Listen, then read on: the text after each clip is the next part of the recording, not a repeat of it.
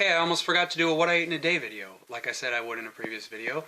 But this one has to be a little bit different because I eat lunch at the school cafeteria usually, and I don't feel like putting on a whole show of myself cooking for y'all. But what I will do is explain what I usually eat for breakfast and then show you a bunch of awesome pictures of all the food I've been eating in Korea. But before I do that, I want to say a few quick things.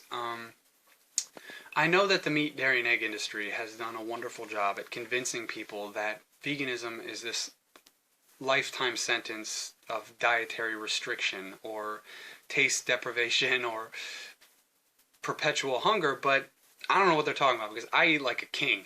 Yeah, I mean, all my food is delicious and I eat a lot. I mean, I eat to the point where I don't want to eat ever again. and vegans have to do that because we need to get the same amount of calories and we have to eat a lot more food. But I don't consider that a drawback at all. I mean, I love eating.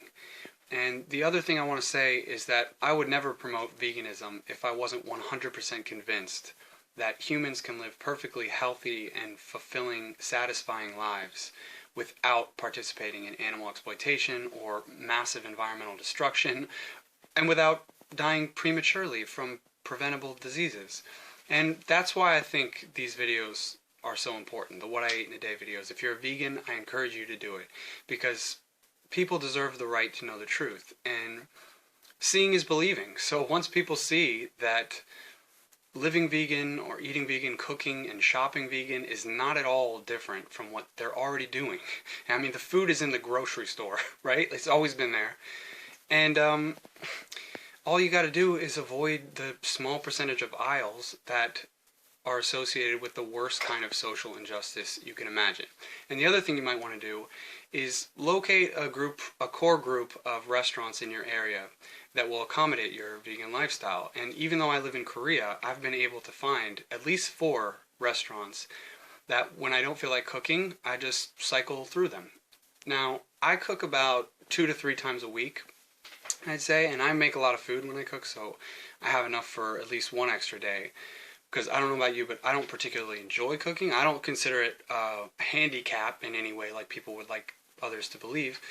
But it's just not something that I want to do every day.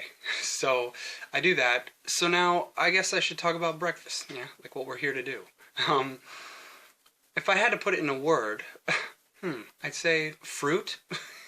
It's all I eat. I just mono meal fruit, and you don't have to do it this way. It's just the way that I prefer to do it. Breakfast is not a cooking time of day for me, so mono meals are when you just eat one type of fruit in that particular day. So some days I'll eat a whole lot of bananas, like maybe 8 or 10 of them. Like when I say a lot, it's a lot. So sometimes I'll eat a bag of oranges or apples, and they got these monster pears here. I don't know where they get them from. And that's another thing I should talk about. But I'll eat like 3 of those. So I guess now that I've spilled the beans, when I moved to Korea, I quickly learned that I was not going to be able to eat the same organic fruits and vegetables that I was eating in the States.